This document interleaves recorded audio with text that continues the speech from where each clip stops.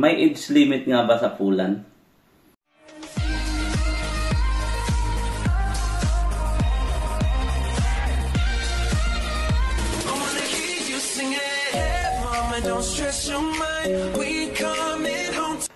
Hi guys, isa naman pong mapagpalang araw sa mga OFW yung kagaya ko na patuloy lumalaban para sa ating pamilya. So naway pagpalain ba tayo guys ng lakas, talino para magampanan natin ang ating trabaho. So isang magandang topic ang pag-uusapan natin dito sa vlog na to.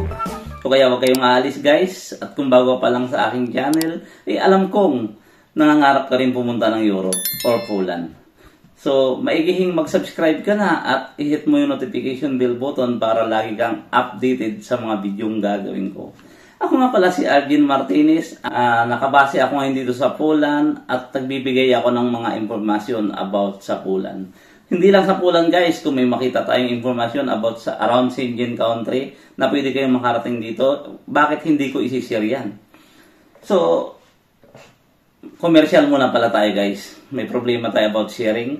So, kung gusto yung halimbawa may idea ako para ma-share ko kaagad sa inyo, i-like nyo ang aking Facebook, Arnel OFW Poland, kasi dyan lang tayo pwede mag-share ng ating mga knowledge about sa work dito.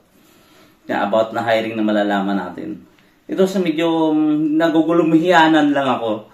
Kasi napakaraming content creator dito guys sa Poland, TikTokers, na nagpo-promote. Hindi sila nagpo-promote guys, sinasabi lang nila ito yung agency nila.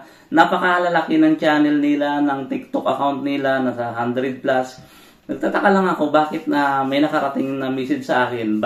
Tinatanong daw kung nasaan ako at bakit to nagpo-promote ako ng agency ulit. Guys, hindi po ako nag-promote ng agency. Nagbigay lang po ako ng idea about sa para makatulong sa ating mga kapwa Pilipino. So, interesting tong topic na to guys. Sabi ni, matagal na to sa comment section natin at hindi ko nabibigyan ng content. May age limit nga ba sa Poland? So, hihimay-himayin natin yan guys. 3 bansa ang pag-uusapan natin. 3 bansa lang guys ha. Hindi marami. Baka sabihin nyo naman, nagre-recruit na naman ako dyan. Pag lumabas ang video na to, mayroon na namang iiyak. Gago! So, guys, sa Pilipinas, dati, 5 years ago, 21 to 45 years old lang ang tinatanggap papunta ng Europe. Nang agency doon, guys, ha? Nang agency doon. Linawin ko lang. So, pagkaibahan ng Poland at Pilipinas, dito, may child law tayo na pwede sa Poland na pwede magtrabaho ang 15 years old. At saka may secondary level education, pwede yan dito. Sa Pilipinas, patay ka sa human rights doon. Pag binagtrabaho mo yung yung 12 years old, 15 years old. Patay talaga eh. Child labor law, kulong yung employer, di ba? Yun ang pagkakaiba. Yun sa Poland, malayang nakapagtrabaho yung mga bata, lalo kung summer vacation, at gusto nila mag-part-time, pwede sila. Yung mga employer dito, tinatanggap sila. Okay, malinaw yun guys, kung ang age limit ng Pilipinas to Poland, ayon sa mga agency sa Pilipinas to 21 to 45 years old. So, hindi ko kayo dinidiscourage kung ano lang yung nalaman ko sa mga agency doon, yun lang. So, slightly takot lang naman kung sa Pilipinas ka. Pero pag sa third country, good news sa iyan guys, kung kasing edad mo na ako. So, ito, third country. So, 21 to 55 years old, pwede ka pang pumasok ng Poland.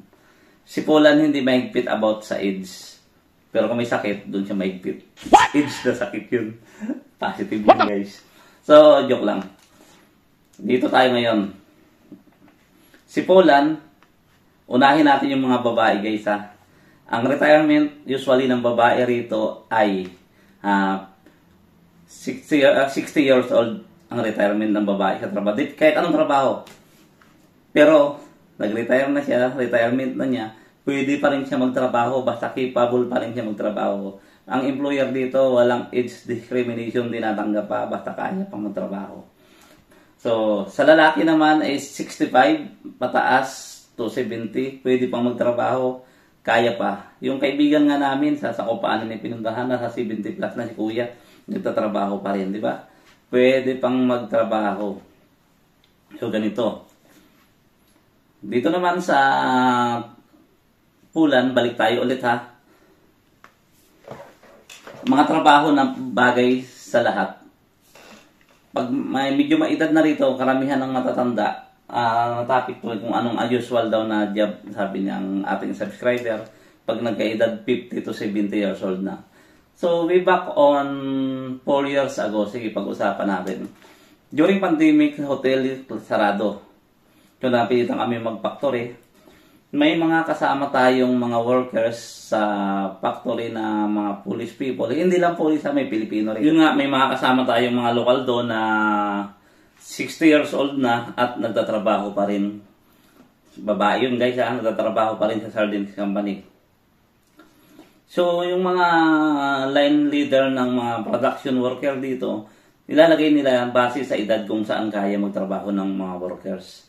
Hindi ka nila isasalang doon, no, dyan ka, kahit mabigat, kayanin mo yan dahil ginusto mo yan. Hindi dito. Yung mga line leader sa production, nilalagay nila sa magagaan ng trabaho. So, punta naman tayo sa mga lalaki. Yung lalaki, 70 years old na, pwede pa rin magtrabaho basta capable siya. Wala kasing age discrimination dito sa Poland, guys. Hindi tulad sa Pilipinas na. So, tataka lang, commercial muna tayo.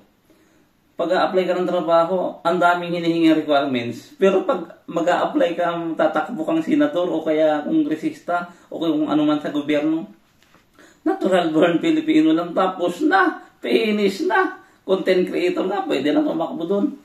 Yan ang iba ng bata sa Poland. Okay, balik tayo sa topic. Commercial lang yun, guys. Okay. Dito, pag bata, simula sa bata tayo nagtatrabaho na 15 years old pa lang. Yun ang mga child law na pwede silang magtrabaho hanggang 17. Walang tax. So, 8 hours ang trabaho nila. During the summer vacation, pwede silang magtrabaho. So, kailan naman sila pwedeng maging normal na empleyado? Katulad namin 18 years old, himayin ko muna sandali 18 years old hanggang 65 years old o 70, pwede pa silang magtrabaho. Ang retirement talaga 65. So, kung gusto pa nila, pwede pa. So, ang tax naman, pag ang 18 years old to 26 years old, walang tax dito sa Poland. Hindi sila kinaltasan ng tax. Yun nga lang, wala rin silang tax refund. Katulad namin, may tax refund tayo. So, doon naman tayo sa edad na sabi ng ating subscriber kasi yung mga as usual na trabaho. So, pwede sila sa mga factory workers, production worker, nilalagay naman yan sila doon sir sa pinakamagaan na trabaho. Katulad nun, sa salmon factory kami. So, mayroong matatandang mga lokal doon na nilalagay lang sila doon tagabunot ng ng salmon, ng buto, tinik o buto. Bahala, basta tagabunot nun. Yun. Tapos nung guys, pag yung iba naman na matatanda, nilalagay lang yan doon sa tagatanggal ng natitirang laman sa buto kung kinukutsara nila para yun sa mga aso. Ganun lang, minibigyan sila ng magaan na trabaho. So, walang age discrimination sa Poland. So, ang Pilipinas lang talagang mapakahigpit, lalong-lalo na yung mga agency natin dyan. Bawasan nyo naman yung higpit, lokan nyo naman ng konti para maraming makalayas na ng Pilipinas. Makapunta na rito. Guys, sana naintindihan nyo yung aking konting paliwanag about sa age limit sa Poland. So, hindi ko kasi nakikita ng discrimination dito kaya simpleng paliwanag lang ang ginawa ko. So, ito nga pala si Arjen Martinez ang nagsasabi ng if you want to be a successful, living a simple life is a key. Guys, bago nga pala pahabol, iwan nga pala kayo ng comment kung ano yung mga eco-content natin kasi para mapag-usapan din natin at yung mga ibang mabigyan natin ng ibang idea yung ating mga kababayan. So hanggang sa muli guys, see you in my next vlog and God bless you all and I love you guys.